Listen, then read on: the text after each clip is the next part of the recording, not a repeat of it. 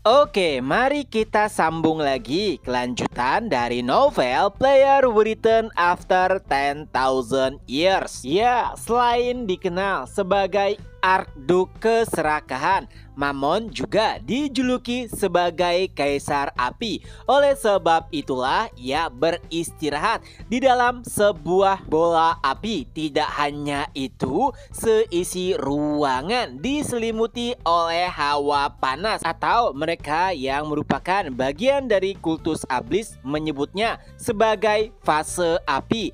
Julia bahkan sangat kerepotan saat memasuki ruangan tersebut, tapi karena situasi yang genting, Julia mau tidak mau harus membangunkan Mamon secara paksa.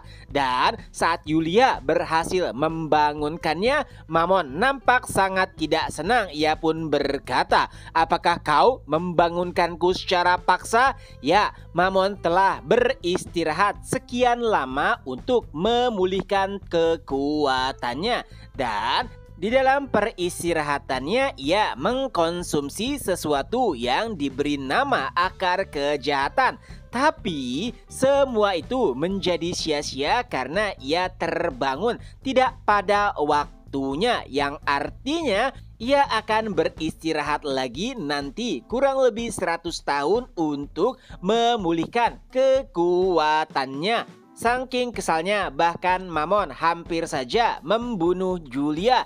Tapi karena nampaknya Satan sangat menyukai kinerja Julia, Mamon pun membatalkan niatnya. Ia juga bertanya kenapa Julia membangunkannya secara paksa. Julia pun menjawab bahwa ini adalah keadaan terpaksa karena markas kultus iblis tengah disergap. Awalnya Mamon ingin tahu siapakah yang melakukan penyergapan ke markas kultus iblis, tapi saat Julia ingin menjelaskan, Mamon pun menghentikannya dan berpikir untuk mencari tahu sendiri. Lagi pula sudah lama ia beristirahat, jadi nampaknya pemanasan sangat dibutuhkan. Mamon pun perlahan meninggalkan ruangannya untuk memeriksa sebenarnya apa yang telah terjadi. Di sisi lain, Barok nampak menggila. Ia pun membantai seluruh iblis yang tengah menghalangi jalannya. Di sampingnya juga ada Echidna yang juga tengah berurusan dengan para iblis. Barok pun berkata kepada Echidna, "Naga Bunda, jangan terlalu memaksakan dirimu." Awalnya Echidna membantah jika ia terlalu memaksakan diri, tapi Barok bisa meyakini hal tersebut dari pergerakan Echidna. Dan Echidna pun berkata bahwa ia melakukan itu untuk membantu Kang Wu. Awalnya Barlock menjelaskan bahwa ia tidak perlu bersusah payah membantu Raja Iblis karena ia bisa menyelesaikan segalanya. Tapi Echidna menjelaskan bahwa kekuatan Kang Wu sebagian tersegel oleh sistem. Dan Barlock nampaknya juga telah mengetahui hal tersebut karena Kang Wu juga telah menceritakan kepadanya. Walau demikian, Barlock tetap berkata tidak perlu mengkhawatirkan Raja Iblis. Ia telah mengenalnya sekian lama.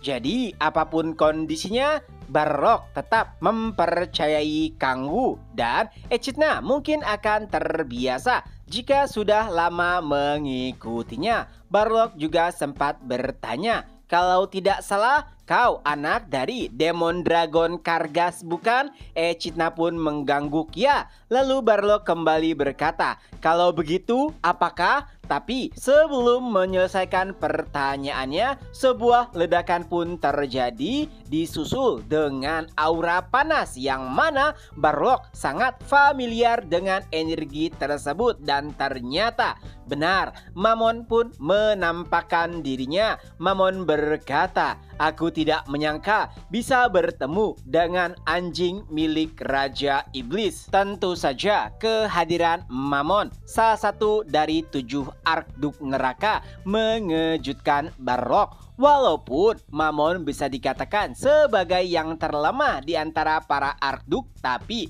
ia masihlah Arkduk. Oleh sebab itu, Mamon pun meminta Echidna untuk melarikan diri dan meminta bantuan sang raja, yaitu Kangwu. Tapi sebelum Echidna pergi, terdengar suara, "Kau tidak perlu melakukannya." Dan Barlog pun langsung melihat ke arah suara tersebut berasal. Ternyata itu adalah Kangwu. Saat melihat Mamon, Kangwu pun berkata, "Oh, ternyata Mamon tidak buruk."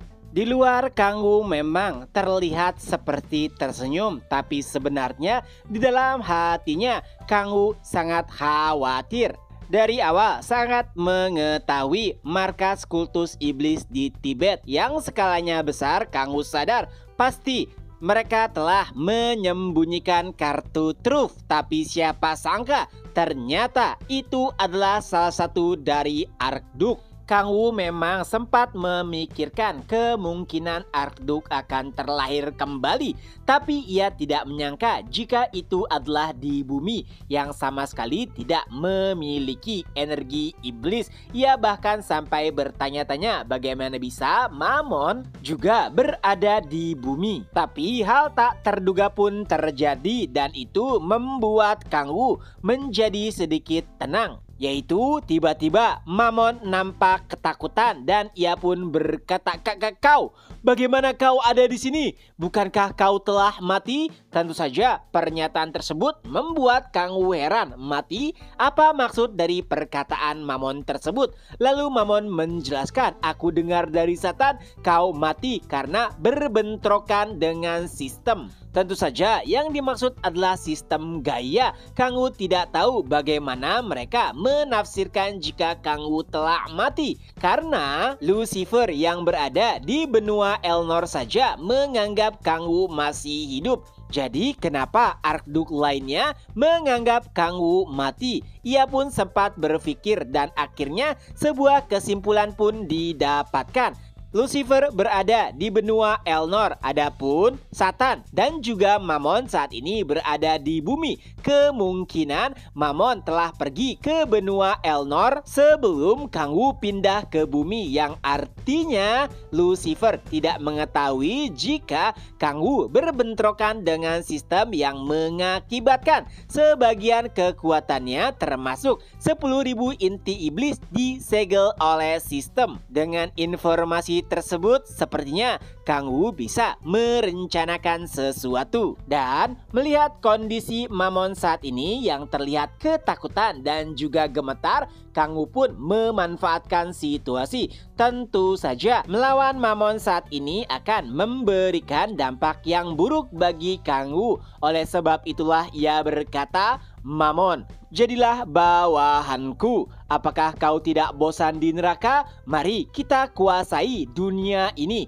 Tentu saja itu adalah basa-basi yang mana pada akhirnya Kangwu berencana untuk menikam Mamon dari belakang. Awalnya Mamon sangat tertarik dengan ajakan tersebut. Ya, walaupun dia adalah Arkduk, tidak bisa dipungkiri Kangwu pernah mengalahkannya dan tidak mungkin ia ingin dikalahkan lagi. Jadi bergabung atau menjadi bawahan Raja Iblis adalah pilihan terbaik. Tapi keputusannya berubah tak kalah sebuah ledakan pun terjadi, yang mana itu disebabkan oleh ledakan gunung. Bahkan magma sudah mulai mengalir ke arah tempat di mana Kangwu berada. Ia bahkan sampai harus menggunakan salah satu otoritasnya untuk menghentikan magma tersebut. Dan saat itulah Mamon menyadari bahwa Kangwu terlihat lebih lemah. Ya, dan itu pula lah yang membuat Mamon tertawa.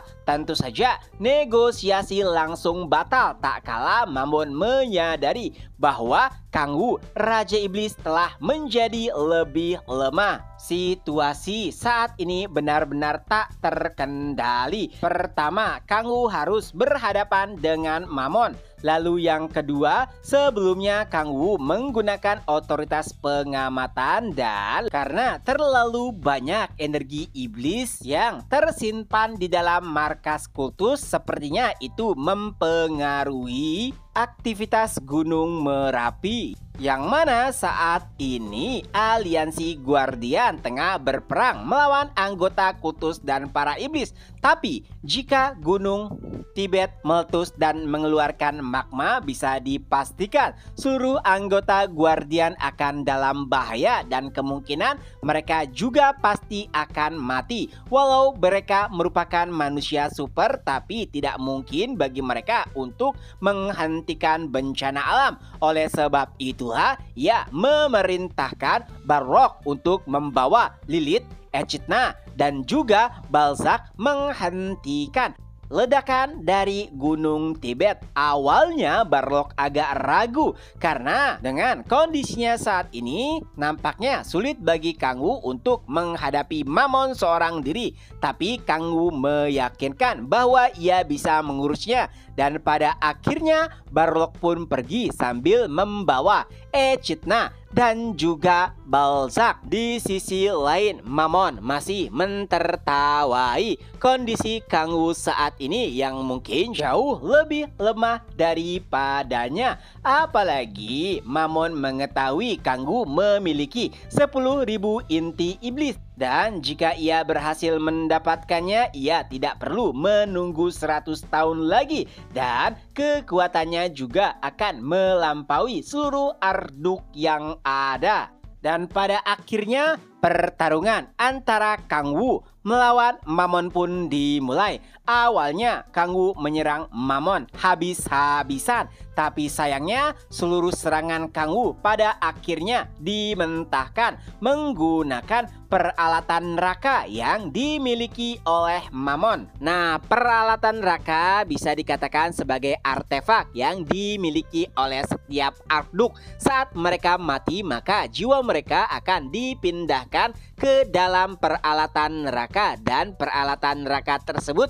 hanya bisa digunakan oleh pemiliknya. Dan sepertinya walaupun Kang Wu melemparkan berbagai macam serangan, ialah yang terpojok. Itu semua karena sebagian energi iblis miliknya masih disegel oleh sistem Gaia. Ia bahkan nampak sangat terpojok dan Mammon bersiap untuk menghabisinya. Tapi tiba-tiba cahaya biru pun muncul dan seseorang pun tiba. Ya, ternyata itu adalah Kim Si-Hon. Tentu saja saat melihat kondisi Hyung Nim-nya yang penuh dengan luka, aura permusuhan yang besar pun langsung ia arahkan kepada Mammon.